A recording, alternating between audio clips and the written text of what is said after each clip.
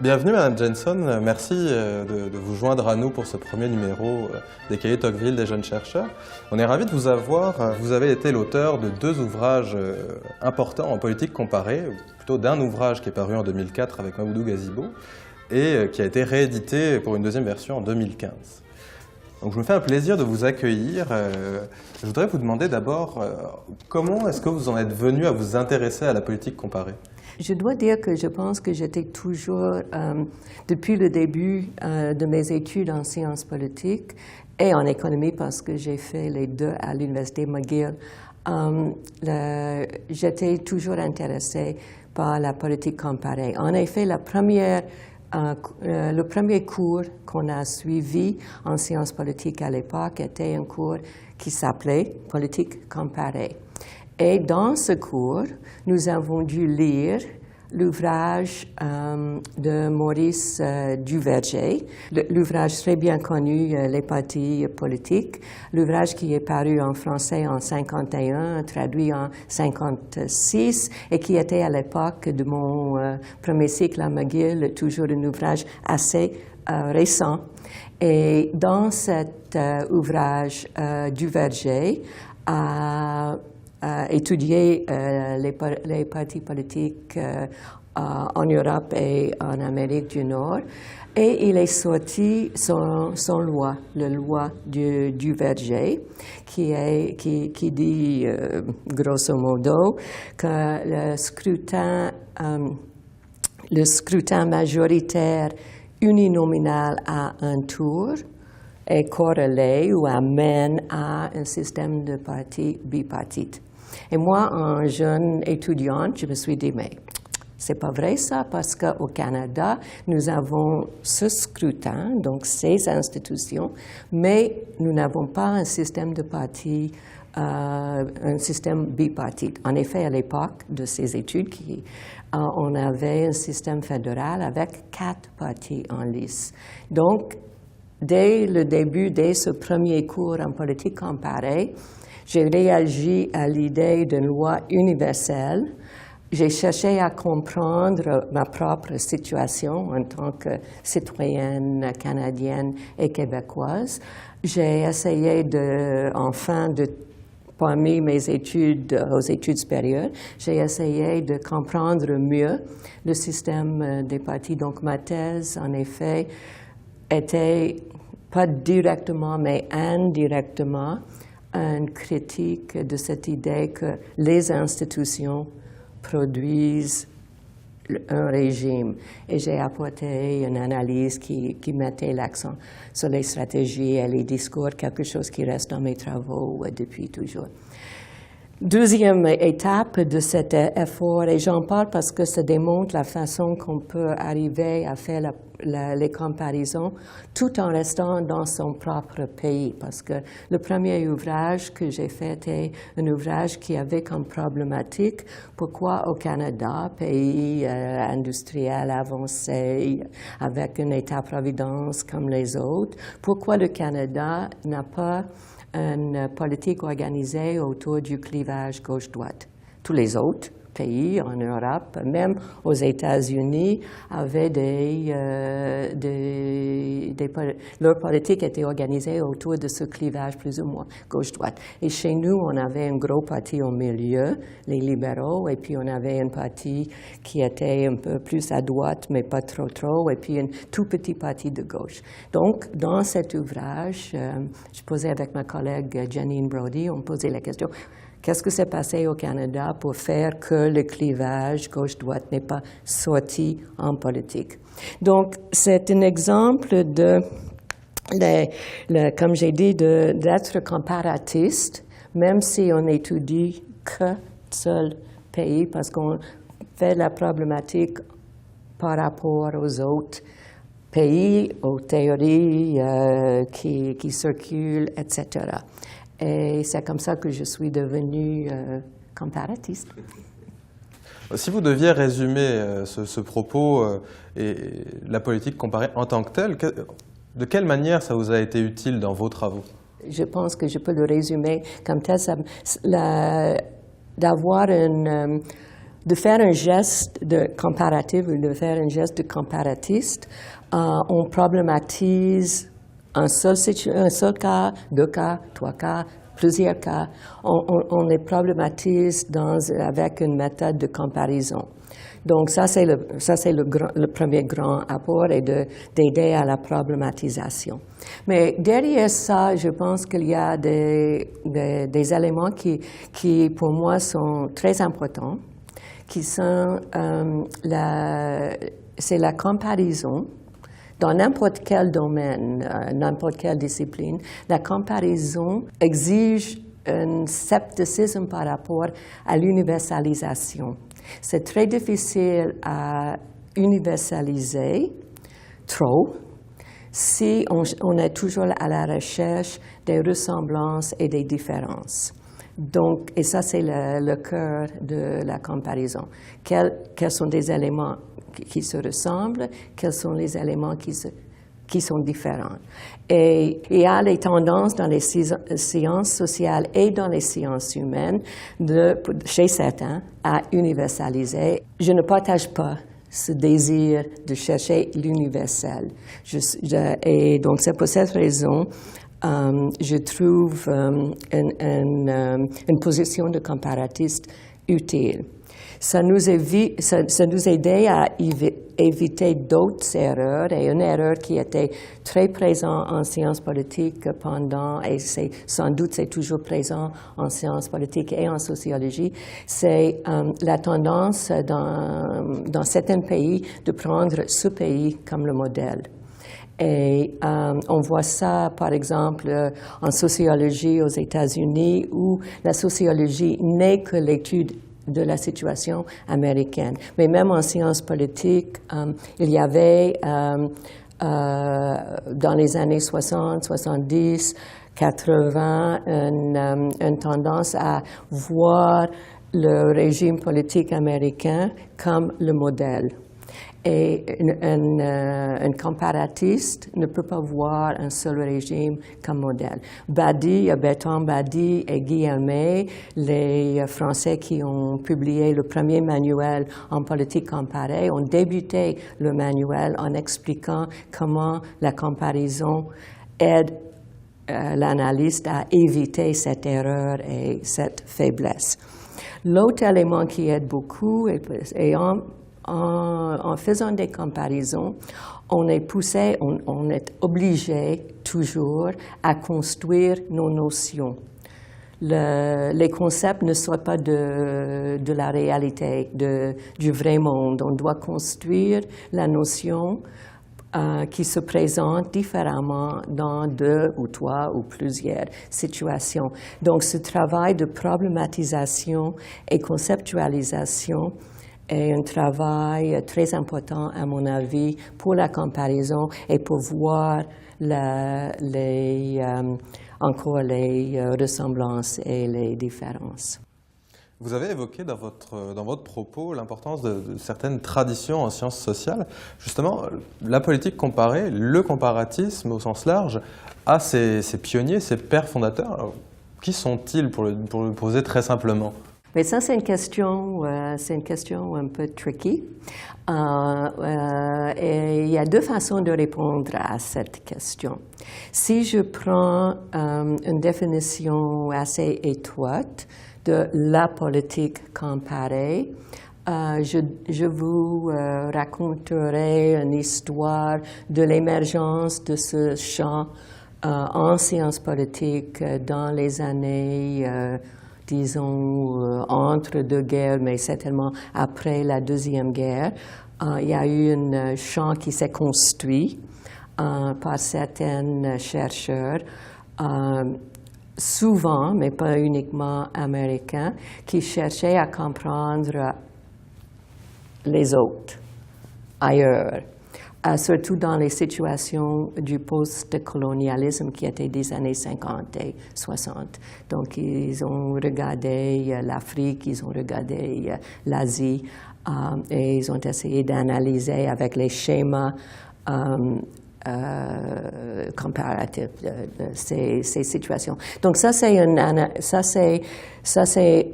réponse à votre question avec une définition étroite.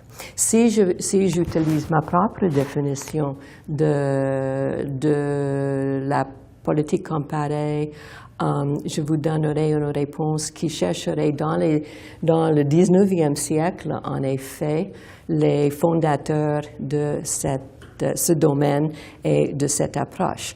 Tout au début du 19e siècle, il y avait Tocqueville, l'inspiration de la revue, qui a quitté la France post-révolutionnaire pour aller aux États-Unis pour comprendre comment un pays peut se construire autour de certains principes de la démocratie et de la citoyenneté différemment que la France. Donc, il cherchait à comprendre son pays en faisant une analyse de notre pays.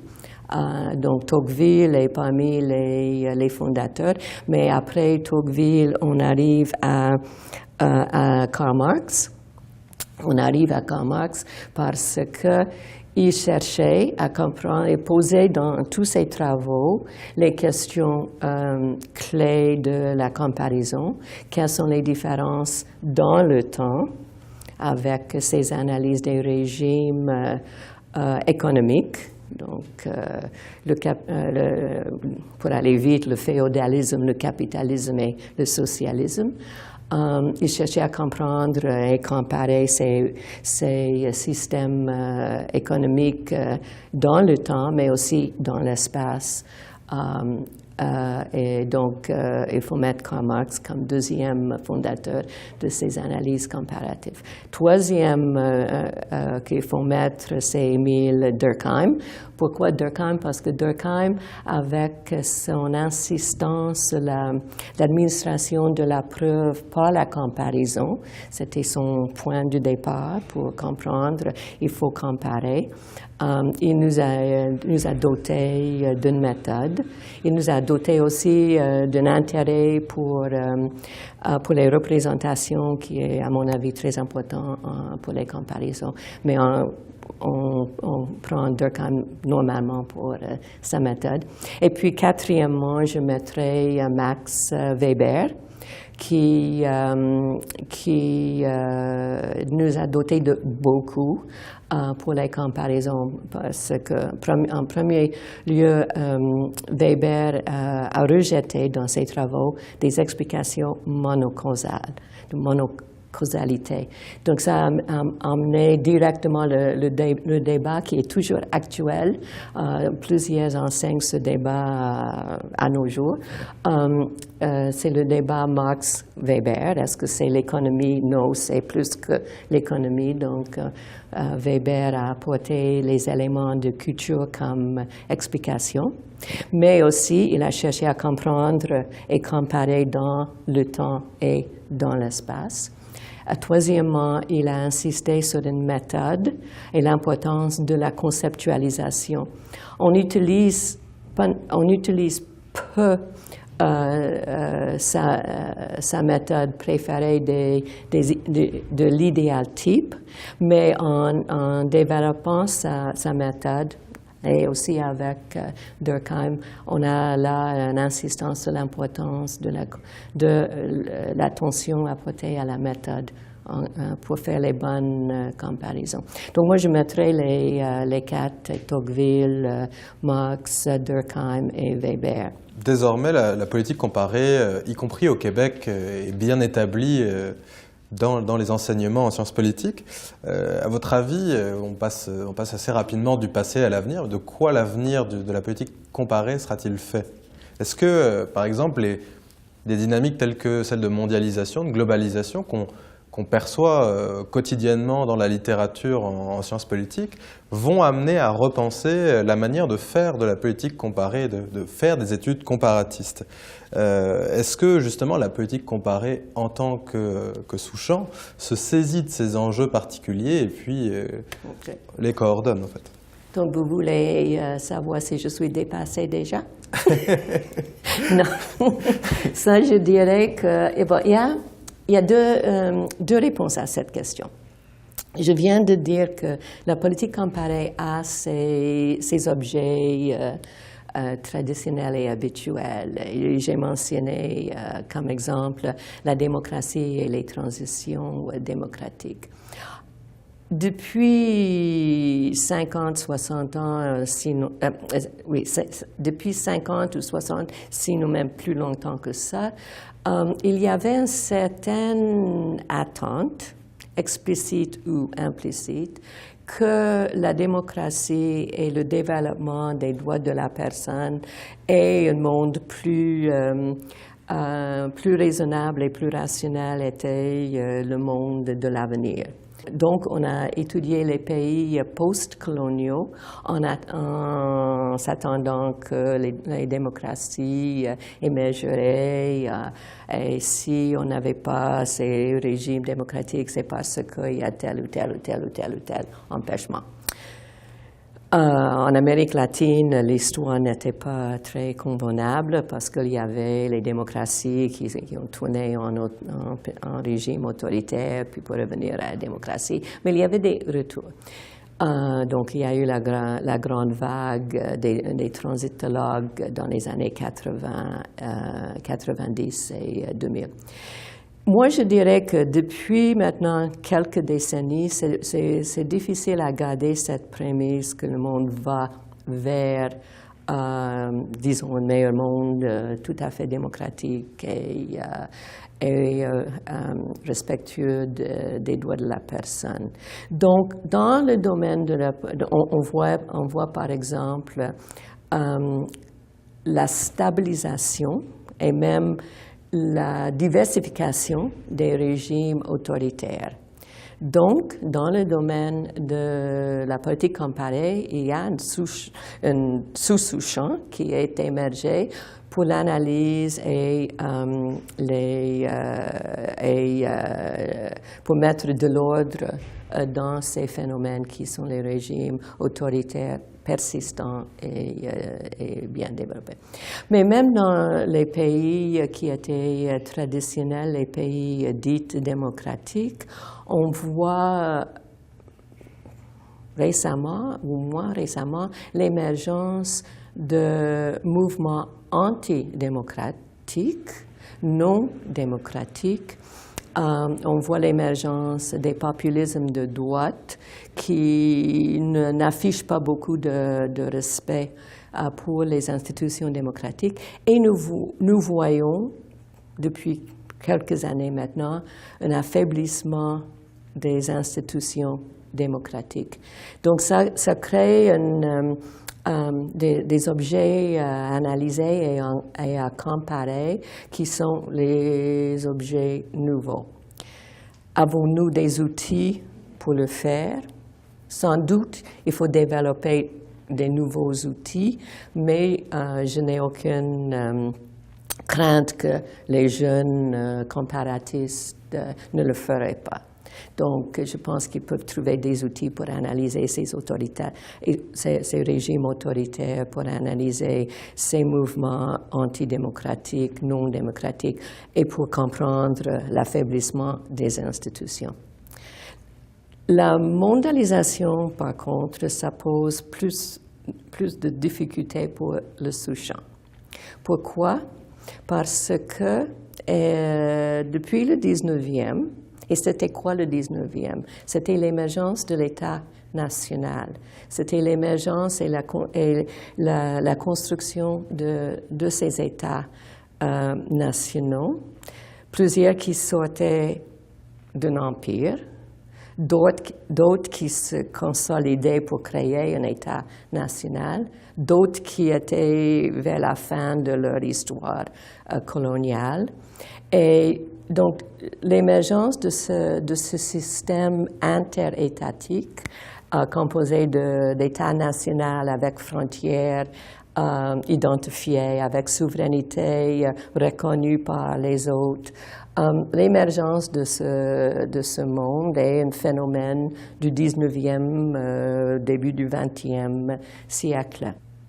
Cette histoire intellectuelle est, disons, réelle. Cette histoire a mis au cœur de la politique comparée et d'autres approches comparatives, je dirais aussi, une prémisse qui était que le lieu, l'endroit du phénomène comptait pour quelque chose et qu'on pouvait mettre les frontières autour de ces lieux. On peut identifier des lieux qui étaient pertinents. On avait au cœur de la politique comparée une prémisse du nationalisme méthodologique. La nation, l'État était on peut faire des débats si c'était un État-nation, un État à plusieurs nations, etc. Mais il y avait toujours l'idée de l'État et ses frontières.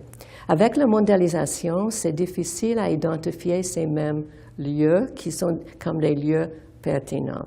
C'est très clair pour l'Europe avec l'Union européenne. Nous n'avons pas beaucoup d'outils pour analyser le multiniveau. Le fédéralisme comparé, qui est peut-être le plus proche, ne nous donne pas beaucoup d'outils pour analyser l'Union européenne. Peut-être c'est un phénomène sui generis, mais je pense que c'est pas unique et donc ça pose des vraies questions. Comment analyser un phénomène où la souveraineté est mise ensemble, mais les États nationaux restent toujours là et actifs avec leurs droits. Donc ça c'est un premier défi de la mondialisation, mais il y a d'autres défis qui font que les frontières sont devenues beaucoup plus perméables.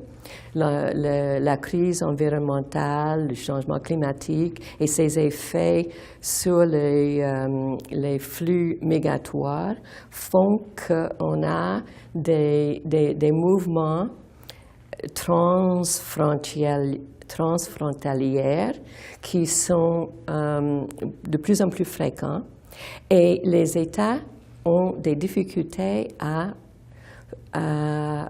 exercer la chose qui était la définition de l'État national du XXe siècle, c'était la protection de ses frontières. Donc nous voyons une décision précise d'ouvrir les frontières avec Schengen. Et donc, c'est une nouvelle frontière à l'intérieur avec un changement. Mais nous voyons actuellement et à la télévision tous les jours la difficulté d'un pays comme les États-Unis à protéger sa frontière. Et il y a des réfugiés qui demandent au nom des droits de la personne l'entrée au pays et le pays qui dit on ne veut pas les admettre. Donc, ces défis aux frontières ne sont que les plus visibles du fait que les espaces politiques sont en mutation. Les politiques s'organisent sur d'autres bases qu'une base nationale et que la frontière et que la distinction qu'on a toujours opérée en sciences politiques entre relations internationales et politique comparée est de plus en plus difficile à maintenir parce qu'il y a des éléments qui sont présents en relations internationales, comme l'Union européenne, disons, et il y a des éléments de l'international qui sont présents à l'intérieur de l'État national. Donc, il me semble que le défi pour les jeunes comparatistes, comme vous et vos collègues dans la revue, est de réfléchir à ces éléments, comment éviter les dangers du nationalisme méthodologique et comment penser la situation où l'État, comme défini comme Max Weber, ne a la difficulté, par exemple, à jouer et maintenir ses fonctions régaliennes. Donc ça, c'est le défi, et c'est un beau défi. Merci, Madame Jensen. Donc, avec vous, on vient de retracer le passé, le présent et sans doute l'avenir, les défis de la politique comparée. Je me permets de vous remercier au nom des cahiers Tocqueville, des jeunes chercheurs, pour nous avoir accordé cette entrevue. J'imagine que ceux qui la verront et ceux qui la liront également auront plaisir à la visionner comme à la lire. Je vous remercie. Je vous en prie.